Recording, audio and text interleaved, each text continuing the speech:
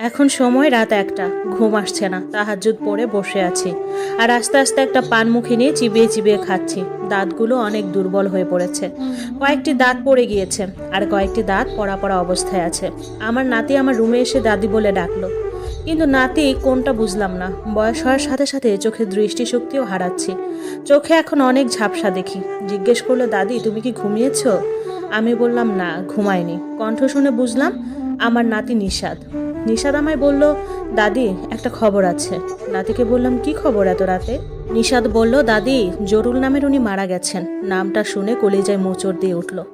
জিজ্ঞেস করলাম, কোন জরুল? নাতি বলল, তোমার এক সময়ের ভালোবাসা জরুল, যার কথা মাঝে মাঝে আমাদের বলো, সেই জরুল রাত 11টায় মারা গেছেন। আমার অতীত মনে পড়লো।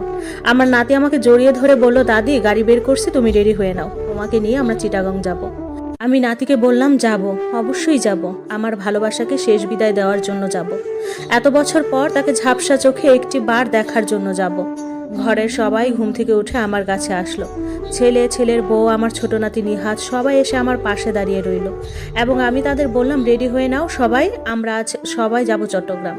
তোমাদের সবাইকে আমি আমার অতীত দেখাতে নিয়ে যাব। আমার স্বামী গত হয়েছেন আজ 7 বছর। আমার স্বামীকেও আমি ভালোবাসি, কিন্তু মনের এক সুপ্ত কোণে জরুল নামের ভালোবাসাটা আজও বহমান আছে। আমার নাতি গাড়ি বের করেছে। তারপর আমি লাঠিতে ভর করে আস্তে আস্তে বাড়ির বাইরে পা দিলাম। পিছনে অবশ্য আমার ছোট নাতি আমায় ধরে রেখেছে। গাড়ি যাত্রা করলো চিটাগংয়ের উদ্দেশ্যতে। সকাল 9টায় চট্টগ্রাম এসে পৌঁছালাম। আমার সেই অতীতে পৌঁছালাম। আজ 35 বছর পর আমার সেই চিরচেনা বিল্ডিংটা দেখলাম। বিল্ডিংটা আগের মতোই আছে, শুধু একদম পুরনো হয়ে গেছে।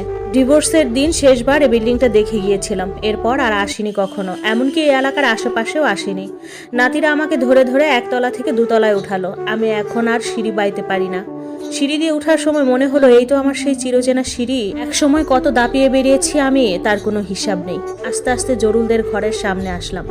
দরজা খোলা, অনেক মানুষের আনাগোনা। দরজার ভেতরে প্রবেশ করলাম। ঝাপসা চোখে দেখলাম সামনের রুমে সাদা কাপড় পরিয়ে জরুল নামের এক বৃদ্ধ লোককে শুয়ে রেখেছে।